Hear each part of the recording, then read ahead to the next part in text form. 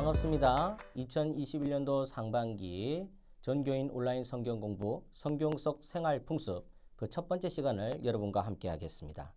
오늘의 제목은 다윗은 왜 사울의 겉옷자락을 찢고 마음에 찔렸을까라는 내용입니다.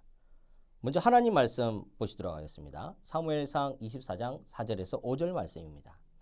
다윗의 사람들이 이르되 보소서 여호와께서 당신에게 이르시기를 내가 원수를 내 손에 넘기리니 내 생각에 좋은 대로 그에게 행하라 하시더니 이것이 그날이니이다 하니 다윗이 일어나서 사울의 겉옷자락을 가만히 베니라. 그리한 후에 사울의 옷자락을 뱀으로 말미암아 다윗의 마음이 찔려. 사랑하는 여러분, 먼저 다윗이 사무엘을 통해서 기름 부음을 받습니다. 이것을 통해서 명실공히 두 번째 왕은 다윗이다라는 것이 정해지게 되는 겁니다. 그런데 문제는 여기서부터 시작합니다.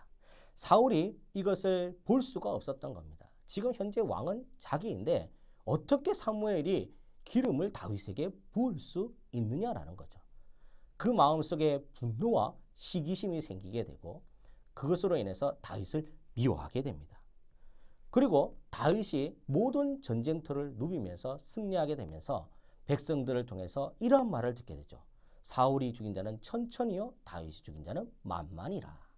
이것을 통해서 사울은 더욱더 그 마음의 분노가 극심하게 되고 다윗을 죽여야 되겠다라는 생각을 가지게 됩니다. 아무튼 성경 속 일화를 통해서 알 수 있듯이 창을 다윗에게 던져 죽이려고 했을 만큼 다윗을 미워했다라는 겁니다. 어떻게든 요나단을 통해서 다윗은 목숨을 부지하게 되었고 자기를 따르는 600명의 추종자들과 함께 도망가게 됩니다. 이런 비굴한 신세 속에서 다윗은 자기의 추종자들과 함께 엔게디라는 동굴에 숨어들게 됩니다. 여기서 그치지 않고 사울은 다윗을 추격하게 되죠.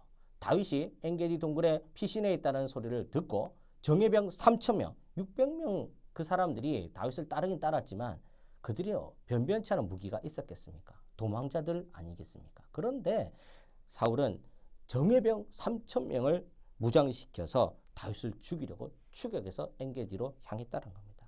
그러던 중에 이 사울이 급한 용무가 생겼다는 겁니다.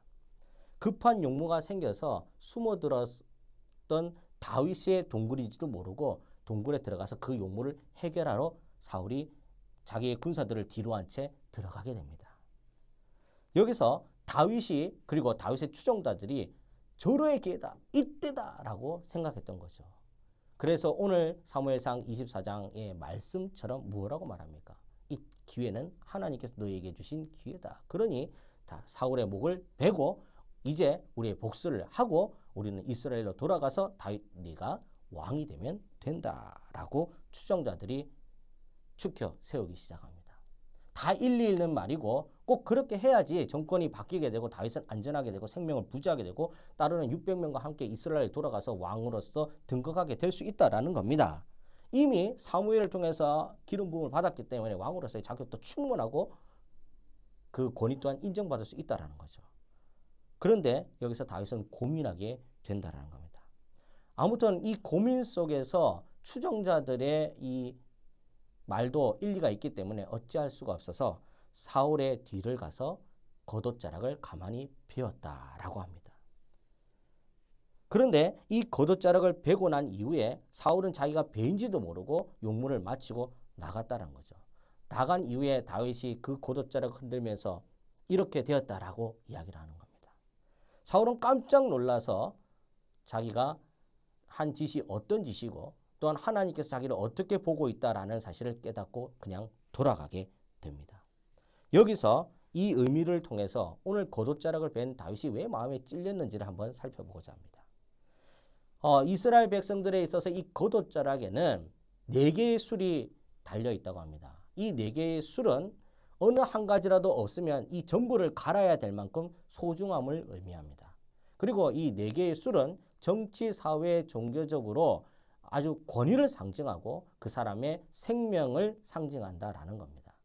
따라서 이 4개의 술 중에 하나라도 베어지게 되면 그 생명이 달아났다라는 의미를 가지게 된다는 겁니다. 즉 다윗이 사울의 겉옷자락을 베었을 때 이 술을 베었다라는 것이 이 성경 속의 의미입니다. 따라서 사울이 겉옷자락을 배임을 당했다는 것은 지금 사울의 목숨은 사울의 것이 아니라 다윗의 것이다 라는 것을 나타낸다는 겁니다. 그러니 사울이 돌아갈 수밖에 없었다는 거죠. 그렇다면 왜 다윗은 이 마음에 찔리는 행동까지 하면서 이 일들을 했을까? 그를 따르는 추종자들이 600명이 있었기 때문이죠. 그들의 말이 다 일리가 있기 때문입니다. 그들은 그 다윗과 함께 생사고락을 같이 했고 지금 당장 기름 부어 받았던 이 다윗의 입장에서는 사울을 죽인다고 해서 그것이 문제될 것이 없다라는 겁니다. 그러니 추종자들의 말도 일리가 있다라는 겁니다. 그래서 직접적으로 해하지는 못하고 간접적으로 사울의 겉옷자락을 베었다라는 겁니다. 그렇다면 왜 다윗은 직접적으로 해하지 못했는가? 바로 하나님 앞에 다윗은 순수하고 그 하나님 앞에 마음이 합한 자였기 때문이었다라는 거죠. 사울 또한 하나님께서 세우신 왕이었다라는 겁니다. 그러니 그 목숨을 취하실 분도 하나님이시다라는 겁니다. 그래서 직접적으로 사울을 죽이지 아니하고 상징적으로 그 겉옷자락을 베음으로 인해서 사울이 그 목숨이 다윗에게 있고 다윗을 주장하는 하나님께 있다라는 것을 보여주고 있다라는 사실입니다. 사랑하는 여러분, 이제 한번 정리해 보고자 합니다. 오늘 간단하지만 사울이 급한 용무를 통해서 동굴에서 그 용무를 행하고 있을 때 다윗은 그의 겉옷자락을 베었습니다. 그 겉옷자락에는 생명의 중요함을 나타내고 사회적, 정치적, 경제적, 종교적 중요성을 나타내는 술이 달려있다는 겁니다. 이 술을 베었다라는 의미가 되는 것이죠. 그러면서 동일하게 자기를 따르는 추종 세력이었던 600명들의 이야기 또한 들어주었고 하나님 앞에 경외심을 가지고 직접적으로 목숨을 해하지 아니하고 찔리는 마음과 함께 상징적으로 사울의 그 겉옷자락을 피는 다윗의 행동은 바로 하나님 앞에 우선순위가 무엇이고 지금 당장 힘겹고 어려운 상황이 있다 할지라도 정말 중요한 것이 무엇이고 하나님께서 원하시는 바가 무엇인지를 정확하게 알았던 삶임을 우리에게 보여주고 있습니다. 사랑하는 여러분, 코로나 팬데믹 시대를 걸어가면서 우리에게 지금 당장 다급한 것이 있을 수 있습니다. 그러나 중요한 것은 하나님의 뜻이 무엇인지가 먼저라는 사실 기억하시기 바랍니다. 이 시간 마무리하면서 여러분도 한 주간 승리하시고 더욱더 하나님 앞에 복받고 축복받는 다윗과 같은 인생 되시기를 간절히 소망합니다. 이 시간 이후에도 계속적으로 이 성경 속 생활 풍습의 공부가 시작될 텐데 많이 시청해 주시고 함께 은혜를 나누면서 주님 앞에 풍성한 우리가 되기를 간절히 소망합니다. 사랑하고 축복합니다.